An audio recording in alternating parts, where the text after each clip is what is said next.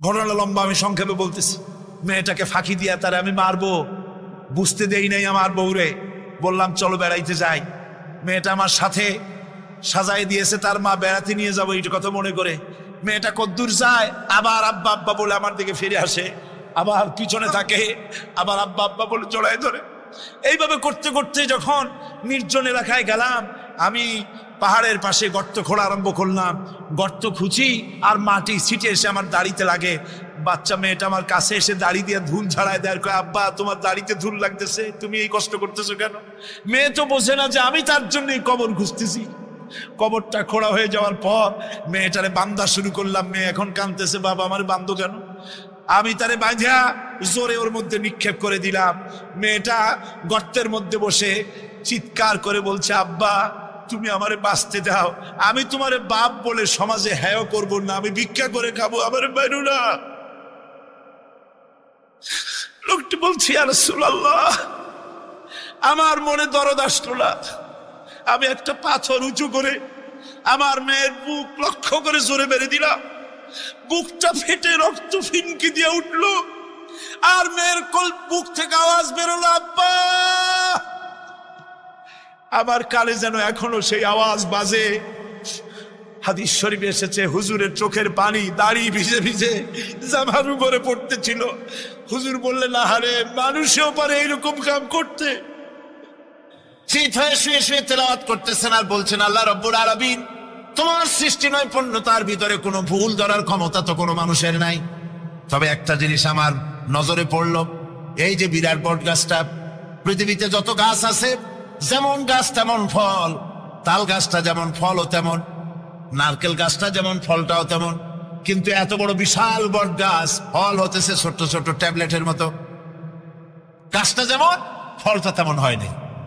আল্লাহ এটা ভুল না, তুমি বলেছো যে দেখো কোনো ভুল টুল আছে নাকি, তুমি ভুল তো না, আমার চোখে এটা লাগলো, যেমন গাছ তেমন ফল হয়নি। দরবেশ সাহেব চিত হয়ে শুয়ে শুয়ে তেলাওয়াত করছেন, মনের মধ্যে এই চিন্তা আসলো, গাছটা যেমন তেমন ফলটা হলো না। দরবেশ সাহেব বলেন, এই চিন্তা করতেছি, হঠাৎ করে একটা দমকা হাওয়া বয়ে গেল, ডালে ডালে বাড়ি লেগে গেল। একটা আদা পাকা বটের ফল অনেক উপর থেকে বৃন্তচ্যুত হয়ে চট করে এসে আমার নাকের উপরে ফট করে পড়লো। নাকের উপরে এমন ভাবে পড়ছে, নাকটা জ্বলে উঠছে। আমি সেজদায় পড়ে গেলাম।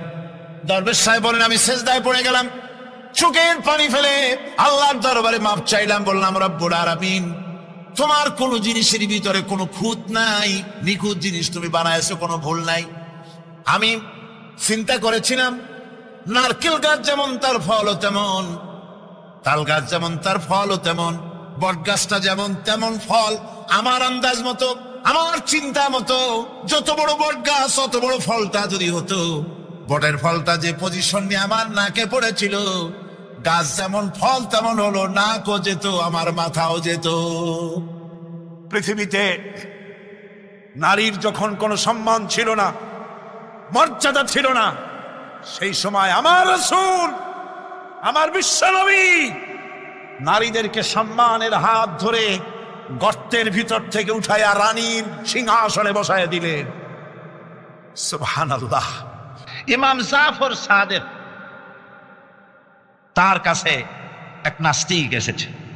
নাস্তিক বলছে, তার সঙ্গে ঝগড়া হচ্ছিল। সে বলছে, আল্লাহ আছে, আমি তো মানি না, আল্লাহ বলতে কেউ নাই। সৃষ্টিকুল চিন্তা করে একটা আল্লাহরে বানাইছে, আসলে আল্লাহ বলতে কেউ নাই। ইমাম জাফর সাদেক তাকে বললেন, আচ্ছা নাস্তিক, তোমার জীবনে কি এমন কোনো ঘটনা কখনো ঘটেছে যে তুমি সমুদ্রে চলে যাচ্ছিলে, সমুদ্র পথে চলেছ, আর সমুদ্রে তোমার জাহাজ ডুবি ঘটেছিল, বিশাল ঢেউয়ের মধ্যে পড়েছিলে, এমন কি কোনো ঘটনা জীবনে ঘটেছে? নাস্তিক কিছুক্ষণ চোখ বুজে থেকে বলল, হ্যাঁ, একটা সুন্দর কথা আপনি বলেছেন। আমার জীবনে আমি একবার সদাগরি জাহাজে সমুদ্র অভিযান করেছিলাম। মাঝ পথে প্রচন্ড ঢেউ সৃষ্টি হলো, ঢেউয়ের মুখে জাহাজটা ডুবে গেল। তারপর নাবিক সাথী সঙ্গী নিয়ে মনে করেছিলাম যে বেঁচে থাকবো। শেষ পর্যন্ত নাবিক হারিয়ে গেল, সাথী সঙ্গী হারিয়ে গেল। একটা তক্তা কোন রকম করে বুকের সাথে জড়িয়ে সাঁতরাতে লাগলাম। প্রচন্ড এক ঢেউ এসে আমার শেষ অবলম্বন এই তক্তাটাও আমার কাছ থেকে ছিনিয়ে নিয়ে গেল। এরপরে কোন ক্রমে বেঁচে গেলাম।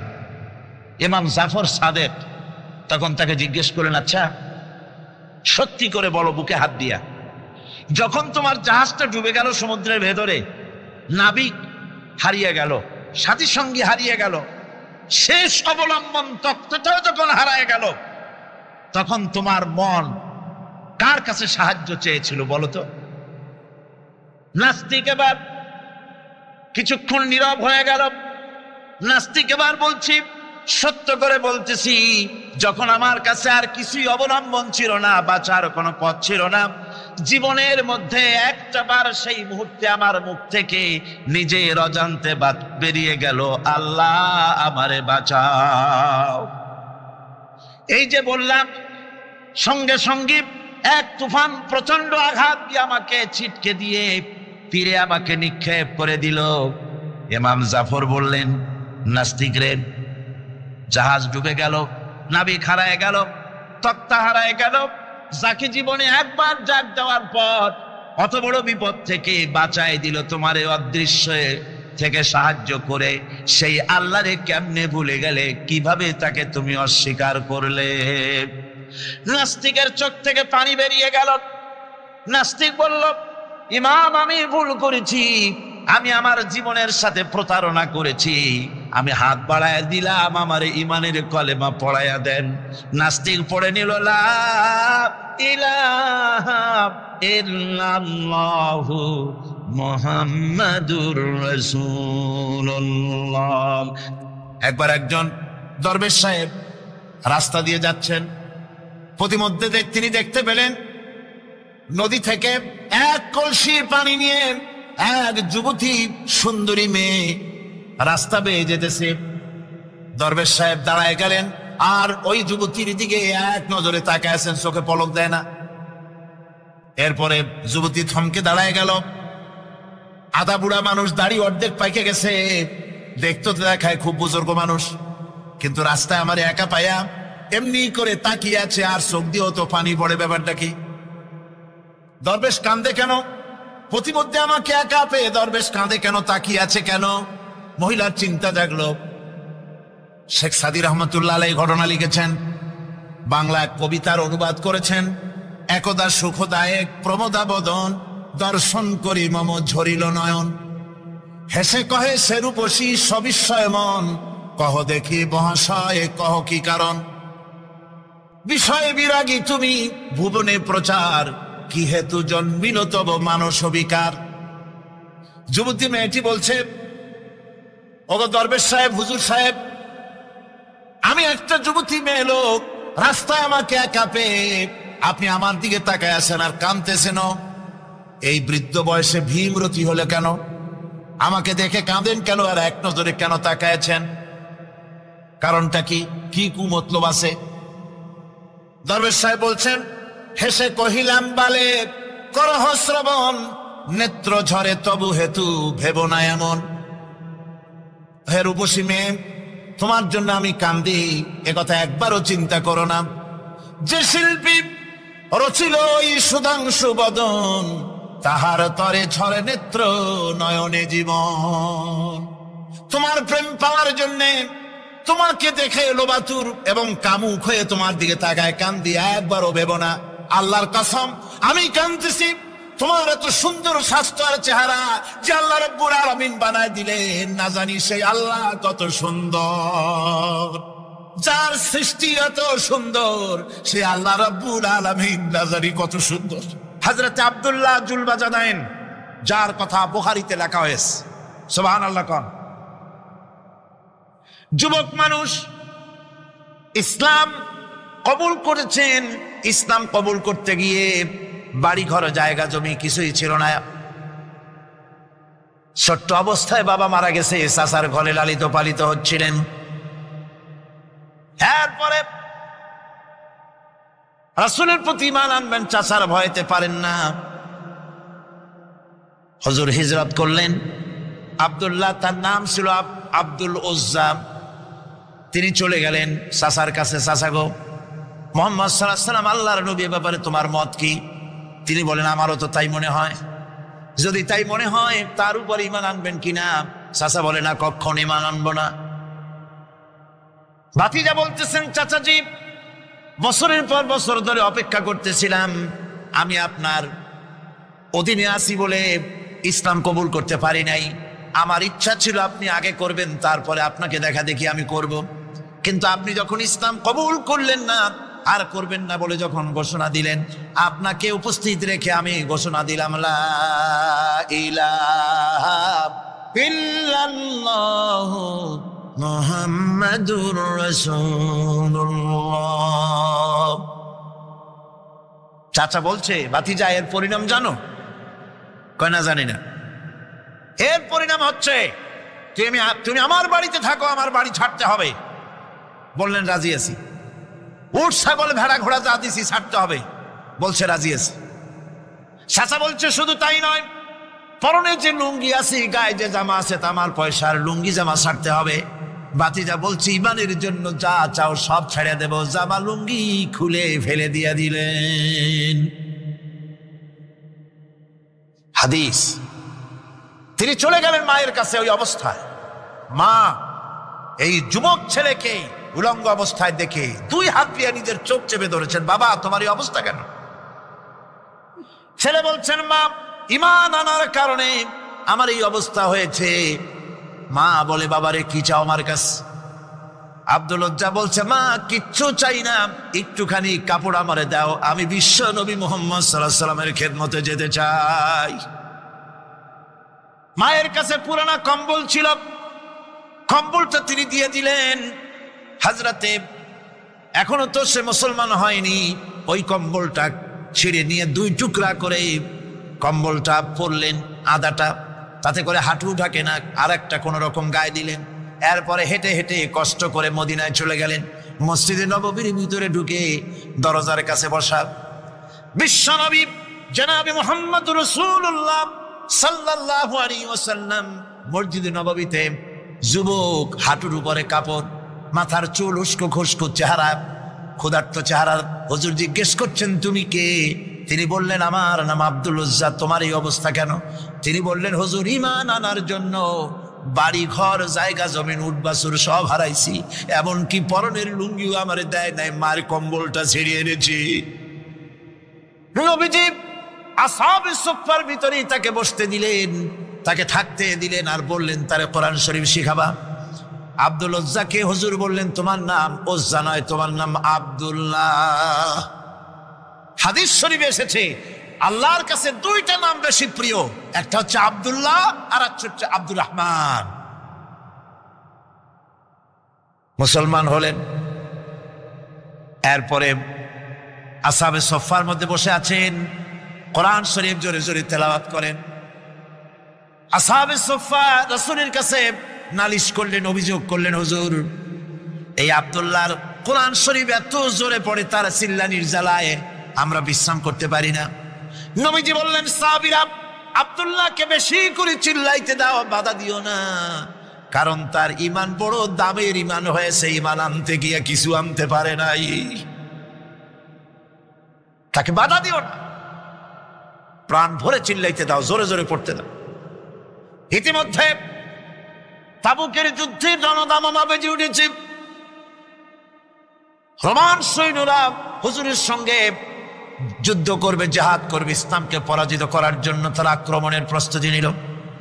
নবীজি রোমানদের সঙ্গে লড়াই হবে বলে সাহাবায়ে কেরামদের কাছে সাহায্য চাইলেন, যার কাছে যা আছে অস্ত্রপাতি জমা করো, টাকা দাও, পয়সা দাও। সবাই মিলে দিতে লাগলেন। দিতে দিতে মহিলারা কলার হাত, নাকের ফুল, কানের দুল হুজুরের সামনে স্তূপ হয়ে গেছে, টাকা করি, সোনা দানা সব শুদ্ধ। হুজুর বলছেন, সাহাবীরা সবাই তো সব জিনিস দিলে, আমার আবু বকররে দেখি না কেন? হযরত আবু বকর রাদিয়াল্লাহু তাআলা আনহু একটা পিলারের আড়ালে দাঁড়ানো ছিলেন। হুজুরের ডাক শুনে তিনি আসলেন, হাতে ছোট্ট একটি থলি, চোখে পানি। থলিটা হুজুরের হাতে তুলে দিলেন। হুজুর থলি ছাড়লেন, দেখা গেল কয়েকটা দিরহাম আর কয়েক কেজি গম, আর কিছু নাই। হুজুর তাকালেন, দেখছেন আবু বকর রাদিয়াল্লাহু তাআলা আনহুর চোখের পানিতে দাড়ি ভিজে ভিজে পড়তেছে।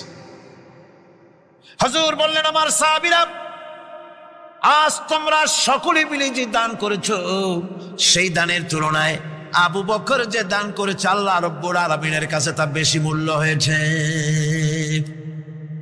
মনের মধ্যে অনেকের প্রশ্ন জাগলো, কেমন করে তা হলো? আমরা এত এত দিলাম।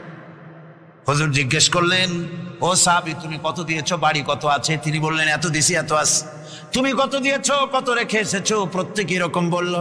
হযরতে ওসমান, হযরতে ওমর, হযরতে আলী রিদওয়ানুল্লাহ তাআলা আলাইহিম আজমাইন, তারাও বললেন, অর্ধেক এনেছি, অর্ধেক থুয়ে আসছি, 2 ভাগ এনেছি, 1 ভাগ রেখে আসছি। সব শেষে নবীজি হযরত আবু বকর রাদিয়াল্লাহু তাআলা আনহুকে প্রশ্ন করলেন, আবু বকর, তুমি কি এনেছো আর বাড়ি কি রেখে এসেছো?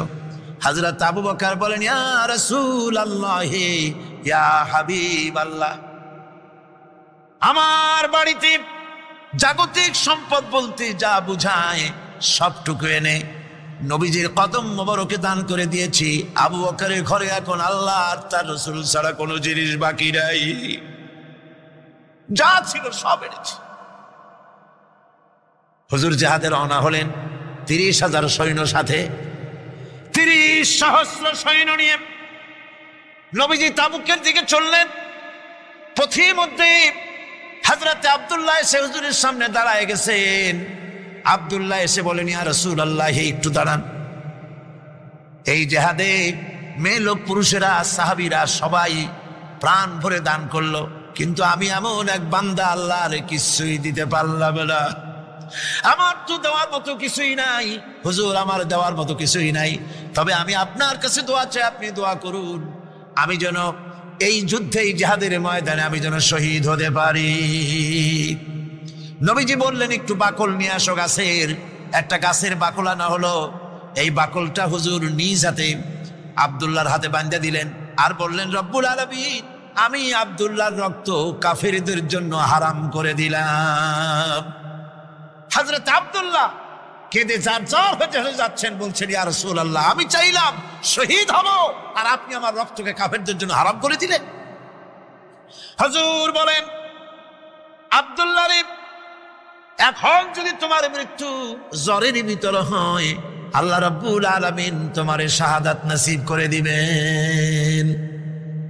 তাবুকের ময়দানে হুজুর চলে গেলেন। কয়েকদিন পরে খবর আসলো হুজুরের কাছে, আব্দুল্লাহ কয়েকদিন জ্বর ভোগ করে আব্দুল্লাহ মারা গিয়েছেন। হুজুর বললেন, তার জানাজার ব্যবস্থা করো, কাফন দাফনের ব্যবস্থা করো। ব্যবস্থা হয়ে গেল।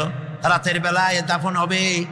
একজন লোক কবরের কাছে দাঁড়ায় টিম টিম করে একটা আলো নিয়ে দাঁড়ায় আছে, আর একজন লোক কবরের ভিতরে নেমেছেন। 2 ব্যক্তি লাশ 2 হাতে উঁচু করে নিয়ে আসতেছেন কবরের কাছে। যিনি কবরের ভিতরে দাঁড়ানো, তিনি বলতেছেন, লাশ বহন করে তোমরা যে 2 জন আনতেছো, লাশের সাথে খবরদার বেয়াদবি করো না, তোমাদের ভাইয়ের সঙ্গে আদব করো। এই বলে কবরের ভিতরে যিনি দাঁড়িয়েছিলেন, তিনি লাশটারে ধরলেন। কবরের ভিতরে দাঁড়াইয়া যিনি লাশ ধরেছেন, লাশকে কবরে শোয়াই দিয়েছেন, তিনি আর কেউ নন, তিনি বিশ্ব নবী মুহাম্মদুর রাসূলুল্লাহ। নিজের হাতে হযরত আব্দুল্লাহকে শোয়াই দিলেন। লাশ বহন করে যে 2 জন আনলেন, তার একজন হলেন হযরত আবু বকর, আর একজন হযরত ওমর রাদিয়াল্লাহু তাআলা আনহুমা। আর আলো নিয়ে যিনি দাঁড়িয়েছেন, টিম টিম করে জ্বলতেছেন, তিনি হযরত বেলাল। কবরের ভিতরে হযরত আব্দুল্লাহকে শুইয়ে দিয়ে উপরে মাটি দিয়ে নবীজি কবরের 2 দিকে হাত দিয়া আল্লাহ রাব্বুল আলামিনের দরবারে ফরিয়াদ তুললেন, রব্বুল আলামিন, আমি আজকে সন্ধ্যা পর্যন্ত এই আব্দুল্লাহর প্রতি রাজি ছিলাম, খুশি ছিলাম। আল্লাহ গো, তুমি আব্দুল্লাহর প্রতি রাজি হয়ে যাও। হযরত ইবনে মাসউদ রাদিয়াল্লাহু তাআলা আনহু পাশে দাঁড়ানো ছিলেন। চিৎকার দিয়ে কেঁদে কেঁদে বললেন, আয় আল্লাহ তাআলা, এই কবরের ভিতরে আজকে আব্দুল্লাহর লাশটা না হইয়া যদি আমার লাশ হতো, আমার ভাগ্যটা খুলে যেত। শহীদের মর্যাদা আল্লাহ পাকের কাছে সব থেকে বেশি। রহমান কিয়ামতে শুধু মুমিনদের জন্য, আর রহিম হচ্ছে, আর রহিম যুর রাহমাতি শামিলা লিল মুমিনিনা ইয়াউমাল কিয়ামা। রহিম হচ্ছে শুধুমাত্র কিয়ামতের দিন আল্লাহ রাব্বুল আলামিন শুধু মুমিন লোকদের জন্য এই বিশেষ দয়া কিয়ামতের দিন করবেন। এখন রহমান হচ্ছেন পৃথিবীর সমস্ত মানুষের জন্য, সমস্ত প্রাণীর জন্য। তার দান থেকে কেউ বঞ্চিত থাকবে না, সকলের জন্য তার দানের দরজা অবারিত, উন্মুক্ত। এই পৃথিবীর মুখে আমরা দেখতে পাই মানুষ তার বন্ধুদেরকেই দেয়, শুধু সরকার হোক আর সাধারণ মানুষ হোক আপনজনদেরকে নিজের দলকেই বেশি দেয়। কথা ঠিক কিনা?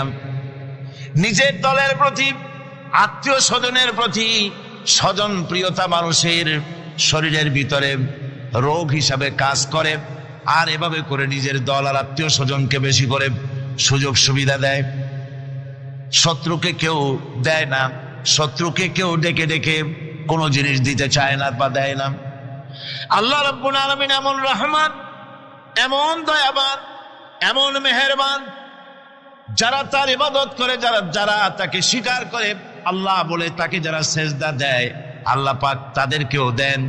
আর যারা আল্লাহকে অস্বীকার করে, আল্লাহ রাব্বুল আলামিনকে মানে না, তার গুণাবলী কি স্বীকার করে না, তার অস্তিত্ব স্বীকার করে না, তারপরেও আল্লাহ রাব্বুল আলামিন কোন নাফরমান বান্দাকেও রহমত থেকে বঞ্চিত করেন না।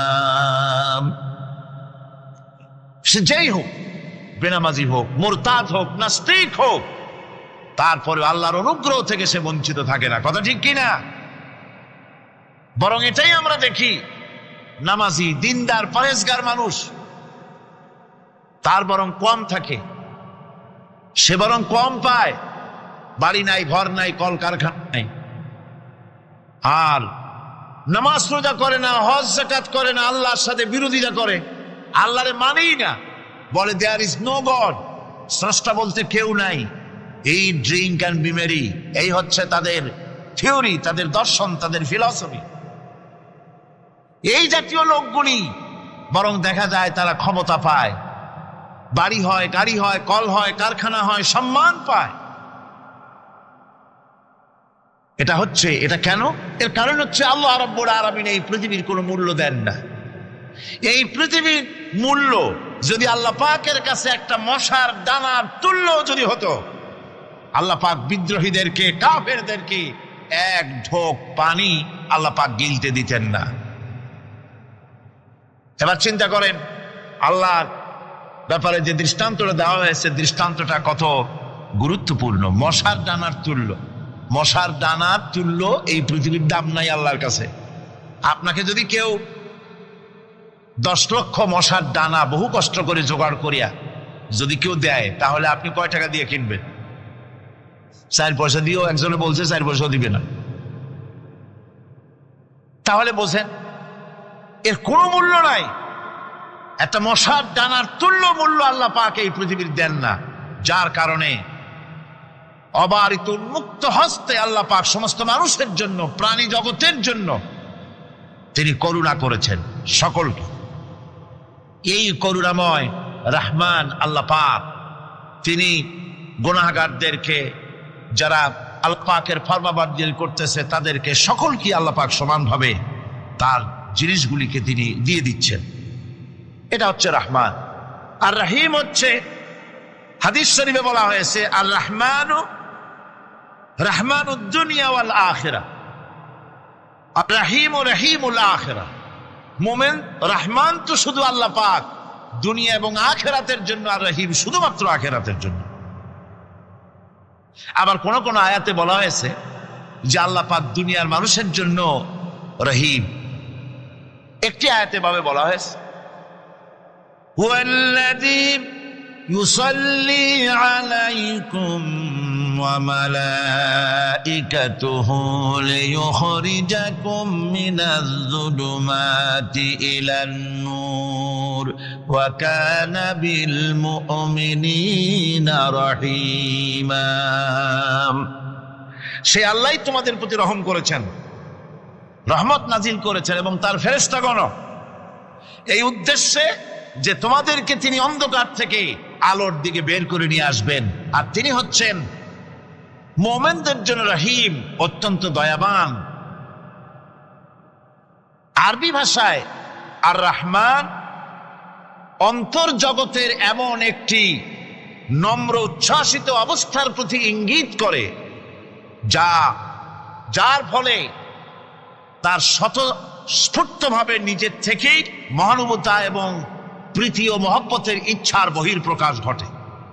তাই রহমতের মধ্যে আছে স্নেহ, আছে প্রীতি, আছে অনুগ্রহ। আল্লাহ পাকের রহমতটা কি জিনিস?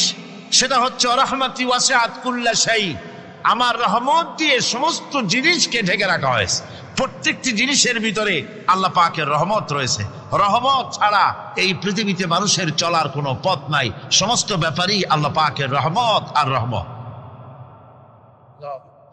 তাবৎ সৃষ্টির দিকে যদি আমরা তাকাই, আল্লাহ পাকের সৃষ্টি জগতের দিকে তাকাই, সেখানে আল্লাহর এই করুণা ছাড়া আর কিছুই দেখা যাবে না। কোরআনে আকাশ ও পৃথিবীতে যা কিছু আছে তা সব কিছুই আল্লাহ রাব্বুল আলামিন মানুষের তো করে দিয়েছেন। যেভাবে পারো সেভাবে তাকে কাজে লাগাও। সমস্ত জিনিসকে আল্লাহ পাক মানুষের অনুগ্রহ করে দিয়েছে তার খেদমতের জন্য, তার কাজের জন্য তৈরি হয়েছেন, মানুষের কাজের জন্য। সাখারা শব্দ দিয়ে বোঝানো হয়েছে সকল বস্তুই মানুষের অনুগত, মানুষ যেন তা দিয়ে তার নিজের কাজ সম্পাদন করতে পারে। অন্য আয়াতে বলা হয়েছে আল্লাহুল্লাযী খালাকাস সামাওয়াতি ওয়াল আরদা ওয়া আনজালা মিনাস সামাই মাআন ফাখরাজা বিহি মিনাস সামারাতি রিজকান লাকুম ওয়া সাখখারা লাকুমুল ফুলকা লিতাজরি ফিল বাহরি বিআমরিহি ওয়া সাখখারা লাকুমুল আনহার। আল্লাহ রাব্বুল আলামিন তিনি আকাশ সৃষ্টি করেছেন, জমিনকে সৃষ্টি করেছেন এবং আকাশ থেকে পানি বর্ষণ করেছেন, তা দিয়ে ফসল উৎপাদন করেছেন। এই ফসলের পিছনে আল্লাহ পাকের কি বিরাট রহমত কাজ করতেছেন আপনি লক্ষ্য করেন। কাদার ভিতরে, কর্দমাক্ত জমিনের ভেতরে আপনি বীজ বপন করেছেন। কর্দমাক্ত জমিনের ভেতরে বীজ বপন করে বাড়ি গিয়ে আপনি ঘুমিয়ে আছেন। আল্লাহ পাকের রহমত, তার কুদরত, ওই বীজ থেকে পাতা উদ্গত করে দিয়েছেন, শিকড় মাটির ভেতরে চলে গিয়েছে, পাতাগুলি নরম, সবে পাতাগুলি গজিয়েছে। সূর্যের তাপে পাতা মুষড়ে পড়ে গিয়েছে বিকেল বেলায়, সারাদিন সূর্যের প্রখর তাপ লেগেছে। মানুষকে খাওয়াবার জন্য আল্লাহ রাব্বুল আলামিনের কি বিরাট রহমত কাজ করতেছে লক্ষ্য করুন। রাতের বেলায় আল্লাহ পাক শিশির বিন্দু নাজিল করে দেন, কণা কণা শিশির বিন্দু ওই মুষড়ে যাওয়া পাতার উপরে পড়ে গিয়ে সারা রাত এভাবে সুন্দর ঠান্ডা বাতাস আর শিশির বিন্দু যত্ন করে করে মুষড়ে যাওয়া পাতাটিকে সকালবেলা পর্যন্ত তরতাজা, সজীব আর প্রাণবন্ত করে দেন। এরপরে গাছ বড় হলো, তার ভিতরে রব্বুল আলামিন ধান দিলেন, গম দিলেন। এভাবে করে যত্ন করে তার শুরু থেকে শেষ পর্যন্ত প্রত্যেকটি গাছকে খাদ্য ব্যবস্থাকে আল্লাহ রব্বুল আলামিন নিজ যত্নে, নিজ কুদরতে, আপন রহমতে সবগুলিকে লালন পালন করে মানুষের হাতে তুলে দিলেন। মানুষকে আল্লাহ পাক সর্বশ্রেষ্ঠ মর্যাদা দান করেছেন, যার কারণে আল্লাহ পাক বলেছেন ওয়ালাকাদ কাররামনা বানি আদম। আদম সন্তানকে আমি সম্মান দিয়েছি, মর্যাদা দিয়েছি। আর সেই মর্যাদা দেওয়ার কারণে যত খাদ্য তার সামনে পেশ করেছি, আল্লাহ পাক আপন রহমতে সব খাদ্যগুলিকে প্যাকেট করে বান্দাদের সামনে হাজির করে দিয়েছেন। কোনো খোলা খাবার দেওয়া হয়নি, কারণ মানুষ হচ্ছে আল্লাহ পাকের শ্রেষ্ঠ মেহমান, মর্যাদা সম্পন্ন প্রাণী, মর্যাদা সম্পন্ন মেহমান এই মানুষ। তার সামনে কলা দেওয়া হলো কভার করে, প্যাকেট করে। আনারস বলেন, আম বলেন, কাঁঠাল বলেন, যত রকমের ফল আল্লাহ পাক দান করলেন, বেদানা বলেন, আপেল বলেন, সমস্ত ফলগুলিকে, খাবারগুলিকে আল্লাহ পাক প্যাকেট করে করে আপন রহমতে বান্দাদের সামনে হাজির করে দিয়েছেন। তার এত দয়া, তার দয়াই আকাশ থেকে বৃষ্টি হয়, সেই বৃষ্টিতে ফসল ফলে। তার দয়ায়, তার রহমতে তিনি পানি মানুষের আয়ত্তে করে দিয়েছেন। এই পানির উপরে জাহাজ পরিচালনার জন্য আল্লাহ পাক সুযোগ করে দিয়েছেন। জাহাজ পরিচালনা করা হচ্ছে সমুদ্রের ভেতরে মানুষের জন্য। এভাবে করে আল্লাহ পাক সব জিনিসকে তার সুযোগের মধ্যে এনে দিয়েছেন। এরপরে আল্লাহ পাক বলছেন, বিচারণের জন্য সমতল পথ তৈরি করে দিয়েছেন। এই পৃথিবীটা তোমার জন্য কি সুন্দর করে আল্লাহ পাক একটা গালিচার মতো করে বিছায় দিয়েছেন, সবুজ ঘাস তাতে রয়েছে। এই পৃথিবীর মাটি আল্লাহ পাক মানুষের জন্য কি সুন্দর ঘাটিতে পরিণত করে দিয়েছেন। এই মাটির আল্লাহর রহমতটা দেখুন, একদিকে মাটি নরম, আবার এমন নরম নয় যে 10 তলা 20 তলা 50 তলা বিল্ডিং করলে পরে এর ভারের চোটে ভিতরে ঢুকে যাবে, এরকম নরম নয়। যেখানে যতটুকুন প্রয়োজন ফসল ফলাবার জন্য বৃষ্টি দিয়ে মাটি নরম করে ফসল ফলাবার ব্যবস্থা করা হয়। আবার বিল্ডিং তৈরি করার জন্য মাটি যেমন শক্ত হওয়া দরকার তেমন শক্ত আল্লাহ পাক করে দিয়েছেন। এখন তো 130, 35, 40 তলা পর্যন্ত, তারও বেশি তলা বিল্ডিং তৈরি হচ্ছে। আমি 135 পর্যন্ত উঠেছি আমেরিকায়, 135 তলা বিল্ডিং। এটা উঠতে 39 সেকেন্ড লাগে মাত্র। এখন এদের লিফটটা কি পাওয়ারফুল চিন্তা করেন, সা করে একটা শব্দ হয় আর আপনি দেখছেন যে 135 তলার ছাদের উপর উঠে গেছে। নিচের দিকে তাকাইলে মানুষগুলো ছাগলের ছাওয়ার মতো এতটুকু এতটুকু দেখা যায়, গাড়িগুলো পিঁপড়ার মতো দেখা যায়। এগুলি নতুন নতুন প্রযুক্তির মাধ্যমে তৈরি করা হচ্ছে। এখন এই বিশাল বিল্ডিং,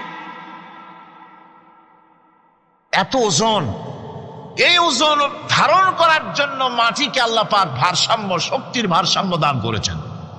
এটাকে আল্লাহ পাক নরমও করেছেন আবার শক্তও করেছেন। এই মাটি, এই পৃথিবী আমাদের জন্য বিশাল এক নিয়ামত আল্লাহ পাক করে দিয়েছেন, ফসল ফলাবার জন্য, চলাফেরার জন্য। আবার এই মাটি যেন আপনাকে নিয়ে নড়াচড়া করতে না পারে। মাঝে মাঝে ভূমিকম্প হয় না? পৃথিবীতে ভূমিকম্প জোন যেগুলি আছে সেগুলি হচ্ছে Japan, China, turkey, Iran, America, এরকম বিভিন্ন দেশে ভূমিকম্পের জোন, এগুলি ভূমিকম্প এলাকা। আমাদের এসব দেশে ভূমিকম্প কম হয়, তবে ইদানিং একটু একটু শুরু হয়েছে। আল্লাহ যেন এই ভূমিকম্পের গজব থেকে আমাদেরকে বাঁচান। এত আস্তে আমিন বললেন কেন? আল্লাহ পাক কি প্রচন্ড ক্ষমতার মালিক।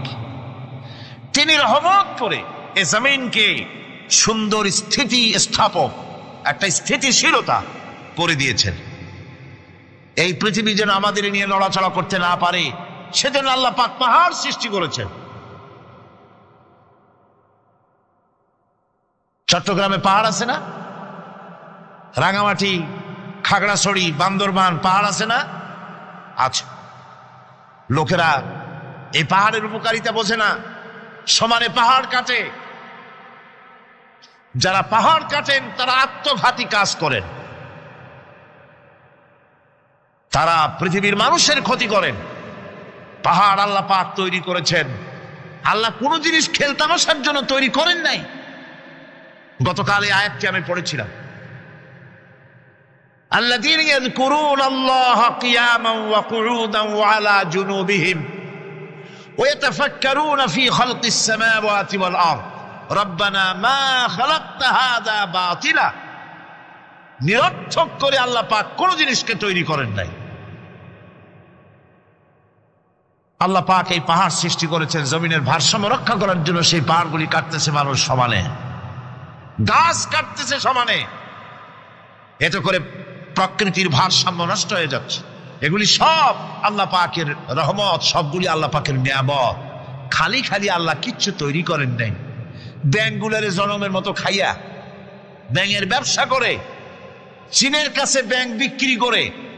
এখন বাংলাদেশ মহাবিপদে পড়েছে। এখন ব্যাঙ কোথায় পাওয়া যায় তাই তালাশ করে, কারণ এই ব্যাঙের উপকারিতা আগে জানা ছিল না। এত কীটনাশক ওষুধ ছড়ানো লাগতো না। কীটনাশক ওষুধ ছড়িয়ে জমিনের উর্বরা শক্তির 12টা বাজানো হচ্ছে। আল্লাহ পাক আপন কুদরতে আপন রহমতে অসংখ্য ব্যাঙ তৈরি করে দিচ্ছে, যাতে করে অতিরিক্ত পোকামাকড় গুলি এরা ধরে ধরে খাইয়া ফেলে।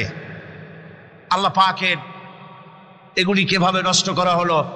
আর এখন কীটনাশক ওষুধ দিয়ে সর্বনাশ করা। আর কীটনাশক ওষুধ আনা হচ্ছে ভারত থেকে, ইন্ডিয়া থেকে। ভারত থেকে কীটনাশক ওষুধ আর সার জানা হচ্ছে, তা দিয়ে বাংলাদেশের মাটির উর্বরা শক্তি আরো নষ্ট হচ্ছে। আপনারা জিজ্ঞেস করবেন চাষিদের কাছে কিভাবে নষ্ট হচ্ছে ঋণ। সুতরাং আল্লাহ পাক খেল তামাশায় বস্তু করে কিছুই তৈরি করেন নাই, সবগুলিকে আপন রহমতে তৈরি করেছেন মানুষের সৃষ্টি জগতের জন্যে, যার দ্বারা মানুষ উপকৃত হতে পারবে। এই জন্য তিনি হচ্ছেন রহমান। বলেন তিনি কি? রহমান। আল্লাহ রাব্বুল আলামিন জমিন সৃষ্টি করলেন, পাহাড় দিলেন, গাছপালা তরুলতা তৈরি করে দিলেন। এরপরে আল্লাহ পাক বলছেন, তাকিয়ে দেখো সমুদ্রের দিকে, ওয়া হুয়াল্লাযী সাখারাল বাহরা লিতাকুলু মিনহু লাহমান তারিয়ান ওয়া তাস্তাখরু মিনহু হিলিয়াতান তালবাসুনাহা। সমুদ্রের দিকে লক্ষ্য করে দেখো, এই সমুদ্রকে তোমাদের অনুগত করে দিয়েছি। এর মধ্যে রয়েছে তাজা মাছ মাংস রয়েছে, এর ভিতরে রয়েছে তোমাদের পরিধানের অলংকারাদির জন্য মূল্যবান সম্পদ রাখা হয়েছে সমুদ্রের মধ্যে। বিজ্ঞানীরা বলেছেন পৃথিবীর উপরিভাগে যা আছে মাটির তলায় তার থেকে অনেক বেশি বেশি মূল্যবান জিনিস আছে। আছে না মাটির তলায় মূল্যবান জিনিস? কি আছে? কি আছে? খনিজ দ্রব্য আছে, সোনা আছে, লোহা আছে, তেল আছে। তেল যে শুধু সৌদি আরবে, কুয়েতে আর কাতারে, বাংলাদেশে তেল নাই, এটা ঠিক না। আমাদের দেশে তেল আছে। আল্লাহ তেল আমাদের দেশে দিয়েছেন, তবে অতটা না হলেও কিছুটা তো দিয়েছেন। আমাদের দেশে চা আছে, পাট আছে, আমার দেশেও তেল আছে। মাঝে মধ্যে তেলের কুয়া সিলেটের হরিপুর থেকে, বাখরাবাদ থেকে, ভোলা থেকে, বিভিন্ন জায়গা থেকে তেলের কুয়া বের করে দেখানো হয়। তেল আছে। যারা ক্ষমতাসীন, যারা সরকার, যারা দেশ চালাও, যদি আমারে সেজদা দাও, যদি নামাজি হও, কোরআনের সাথে বিরোধিতা যদি না করো, যদি কোরআন সুন্নাহর শাসন প্রতিষ্ঠা করো, এ ধরনের অসংখ্য তেল বের করে দেব। কিন্তু বারবার ওমরা করে, হাতে তসবিহ ধারণ করে, মাথায় পট্টি বেঁধে যদি ইসলামের সাথে নাফরমানি করা হয়, তোমাদের তেল আল্লাহ পাক বের করে ছাড়বেন। আল্লাহ পাক বাহানা পছন্দ করেন না। এই জমিনে ফসল আছে, অসংখ্য ফসল আল্লাহ পাক দিয়েছেন, অসংখ্য খনিজ পদার্থ আল্লাহ পাক দান করেছেন।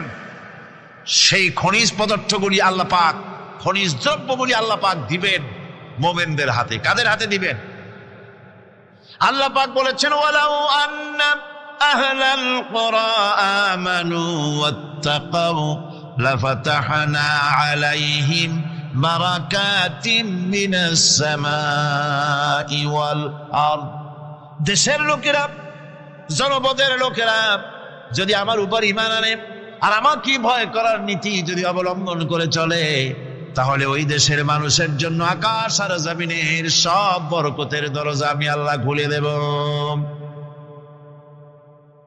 নিয়ামতের অভাব নাই, যথেষ্ট নিয়ামত আল্লাহ পাকের আছে। তাহলে বললাম, এই পৃথিবীর উপরিভাগে যত নিয়ামত আছে, পৃথিবীর ভেতরে এর থেকে কম নাই। কত ভিতরে? এই ভিতরে যাওয়ার জন্য একবার একটা চেষ্টা হলো। আমেরিকার ওকলাহামা সিটি, এটি একটি স্টেট।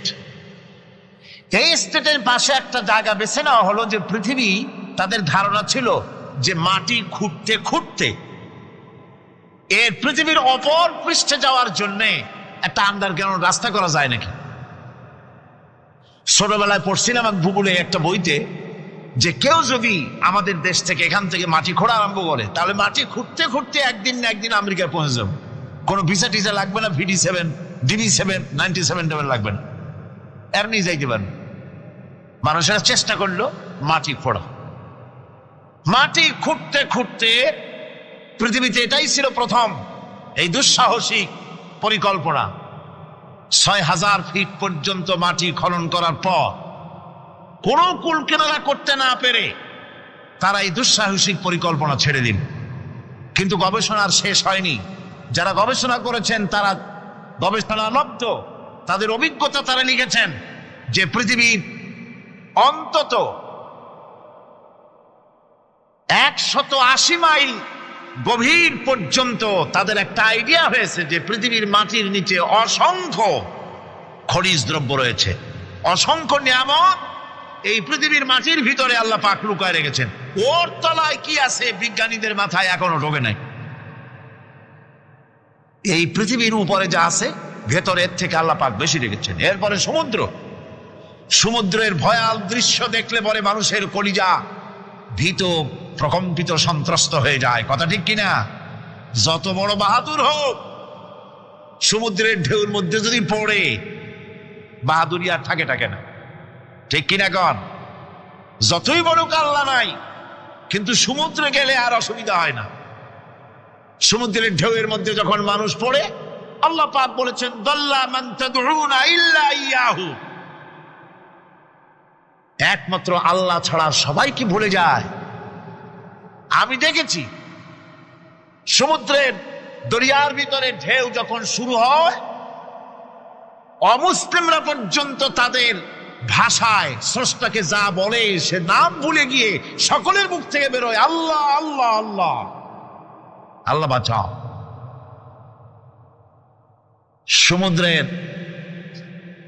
সমুদ্র বিরাট রহস্য, একটি বিরাট রহস্য।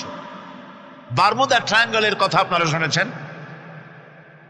বারমুদা ট্রায়াঙ্গলটা কি এটা এখনো বিজ্ঞানের কাছে স্পষ্ট হয়নি। বারমুদা ট্রায়াঙ্গলের যে এরিয়া আছে প্রশান্ত মহাসাগর এবং আটলান্টিক মহাসাগরের মোহনায়, এইখান থেকে যখন কোনো প্লেন যায় অথবা কোনো জাহাজের রেঞ্জে আসে, প্লেন হারিয়ে যায়, জাহাজ হারিয়ে যায়, কোথায় যায় কেউ হদিস করতে পারে না। এই সমুদ্র মহাসমুদ্রের ভিতরে আল্লাহ রাব্বুল আলামিন অসংখ্য রহস্য রেখে দিয়েছেন যা আজ বিজ্ঞানীরা উদ্ঘাটন করতে পারেনি। এই মহাসমুদ্রের ভিতরে রয়েছে ম্যাগনেটিক পাহাড় পানির তলায়, যদি রাডারে ধরে না পড়ে জাহাজে তাহলে এর রেঞ্জের ভিতরে আসলে এমন আকর্ষণে টেনে নেবে পাহাড়ের সাথে লেগে টক্করে লেগে জাহাজ চানাচুর হয়ে যাবে। এই মহাসমুদ্রের ভেতরে আল্লাহ পাক মাছ রেখেছেন, অসংখ্য মাছ রয়েছে, অসংখ্য ধরনের প্রাণী রয়েছে। আর তিনি এমন রহমান, প্রত্যেকটি প্রাণীর আবার আত্মরক্ষার জন্য হাতিয়ার তার সাথে সাথে দিয়ে দিয়েছেন।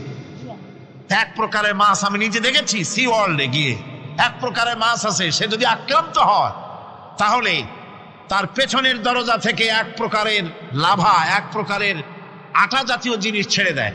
ওইটা পানি তড়িৎ গতিতে, আর পানি আশেপাশে পানিগুলি ইলেকট্রিফাইড হয়ে যায়। যে তাকে আক্রমণ করতে আসছে ইলেকট্রিক শক খেয়ে পালানো ছাড়ার পথ থাকে না। আবার আর এক প্রাণী, আর এক প্রকারের মৎস্য আছে যেগুলি আক্রান্ত হলে পরে সে তখন তার মুখ থেকে ব্লু রঙের, গাঢ় কালো রঙের এক প্রকারের কতগুলি লালা বের করে দেয়, তার আশেপাশে একদম কালো অন্ধকার হয়ে যায়, তারা আর কেউ দেখতে পারে না। এভাবে করে প্রত্যেককেই আত্মরক্ষার জন্য আল্লাহ পাক হাতিয়ার দিয়ে দিয়েছেন। সুবহানাল্লাহ। সেই সমুদ্রের ভেতরে এই ধরনের মৎস্যরাজি, বিরাট বিরাট প্রকাণ্ড প্রকাণ্ড প্রাণী আল্লাহ পাক সেখানে রেখেছেন। এরপরে এই সমুদ্রের মধ্যে রয়েছে মণিমুক্তা। আল্লাহ পাক বলছেন তোমরা পোশাক তৈরি করবে, তোমাদের স্ত্রীদের জন্য অলংকার আদি তৈরি করবে, সেজন্য ওর ভিতরে মণিমুক্তা মহামূল্যবান জিনিস এই সমুদ্রের ভেতরে আমি দিয়ে রেখেছি। আপন কুদরতে, আপন মেহেরবানিতে কেউ আমার কাছে চায় নাই, আমি নিজের থেকে তোমাদের সমস্ত প্রয়োজন মিটিয়েছি, যা লাগবে সব জোগাড় করে দিয়েছি। এখন দেখুন আল্লাহ রাব্বুল আলামিন তার রহমতের নমুনা প্রাণী জগতের দিকে লক্ষ্য করে দেখেন। আল্লাহ রাব্বুল আলামিন সমস্ত প্রাণী জগৎ, দুনিয়ায় মানুষ বাদে যত প্রাণী আছে সমস্ত প্রাণীর দিকে তাকান। মানুষের কথা তো গতকাল বলেছি। সমস্ত প্রাণীগুলি কি আল্লাহ রাব্বুল আলামিন তাদের সাথে তাদের সমস্ত জিনিস দিয়ে দিয়েছেন। এর মধ্যে কোনোটাকে আল্লাহ পাক বোঝা বহন করার জন্য কোন প্রাণীকে তৈরি করেছেন, আবার মানুষের জন্য, জিহাদের জন্য, যুদ্ধ করার জন্য কোন প্রাণী তৈরি করেছেন, চাষাবাদ করার জন্য প্রাণী তৈরি করে দিয়েছেন। কোরআন বলছি ওয়াল আনআমা খালাকাহা লাকুম ফিহা দিফকুন ওয়া মানাফিউ ওয়া মিনহা তাআকুলুন। তিনি বিভিন্ন ধরনের জীব পয়দা করেছেন, যার থেকে তোমাদের শীতের পোশাক এবং অন্যান্য কল্যাণকর কাজ যেন তোমরা করতে পারো, সেজন্য পশুর গায়ে যে পশম দেওয়া হয়েছে, এতে পশুরও কাজ হয়। আবার এই পশমগুলি গ্রীষ্মকালে কেটে নিয়ে তাই দিয়ে মানুষের শীতবস্ত্র তৈরি করা হচ্ছে। আপনার গায়ের, আপনার গলার মাফলার, আপনার সোয়েটার, আপনার চাদর, আপনার কম্বল, এগুলি আল্লাহ পাক তৈরি করার জন্য দুনিয়ার যত প্রাণী তৈরি করেছেন, প্রাণীগুলির গায়ে, চতুষ্পদ জন্তুর গায়ে পশম দিয়ে, সেগুলি দিয়ে এগুলি তৈরি করার ব্যবস্থা করেছেন। আবার আল্লাহ রাব্বুল আলামিন বলেন ওয়ালাকুম ফিহা জামালুন হিনা তুরিহুনা ওয়া হিনা তাসরাহুন। যখন সেগুলি মাঠে সকাল বেলায় চড়তে নামে, আবার বিকেল বেলায় যখন পালবদ্ধ হয়ে বিকেল বেলায় যখন ঘরে ফেরে, তখন দেখার এক সৌন্দর্য এমন হয় যা সত্যি উপভোগ্য। লক্ষ্য করে দেখবেন, এগুলি শহরে কম দেখা যায়, গ্রাম্য অঞ্চলে মাঝে মধ্যে যাবেন, গ্রামের লোকই আপনারা অধিকাংশ এখানে আছেন, আপনারা দেখবেন সকাল বেলায় যখন পালে পালে গরু, ছাগল, মহিষ ইত্যাদি যেতে থাকে, সকাল বেলায় সূর্য যখন উঠে সেই সময় যখন এগুলি যেতে থাকে, তখন তার দেখার একটা দৃশ্য দারুণ লাগে। আবার যখন সন্ধ্যা বেলায় গোধূলি লগ্নে যখন সূর্য লাল হয়ে পশ্চিম দিগন্তে অস্তমিত হতে যায়, তখন শত শত গরু, ভেড়া, ছাগল পাল ধরে মাঠের মধ্য দিয়ে যখন বাড়ির দিকে রওনা করে, আল্লাহ পাক বলেন এই দৃশ্য অত্যন্ত উপভোগ্য। যারা সত্যি এগুলি দেখে, উপভোগ করে, তারা বুঝতে পারে যে আল্লাহ পাকের নিয়ামত সব দিকেই আল্লাহ পাক এভাবে ছড়িয়ে রেখেছে। এভাবে করে ওয়াতাহমিলু আসমালাকুম ইলা বালাদিন লাম তাকুনু বালিগিহিম ইল্লা বিশাক্কিল আনফুস। আল্লাহ পাক বলেন এভাবে করে আমি জন্তু, জীব তৈরি করেছি, যারা তোমাদের বোঝাগুলি এক শহর থেকে আর এক শহরে, এক গ্রাম থেকে আর এক গ্রামে বোঝাগুলি বহন করে নিয়ে যায়।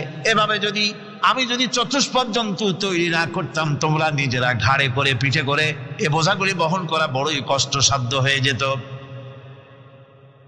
উটের পিঠে করে, গাধার পিঠে করে, গরু গাড়ি বানায়া, হাতির পিঠে করে, কত বিরাট বিরাট বোঝা, টনকে টন বোঝা এভাবে পশু দিয়ে টেনে নেওয়া হয়।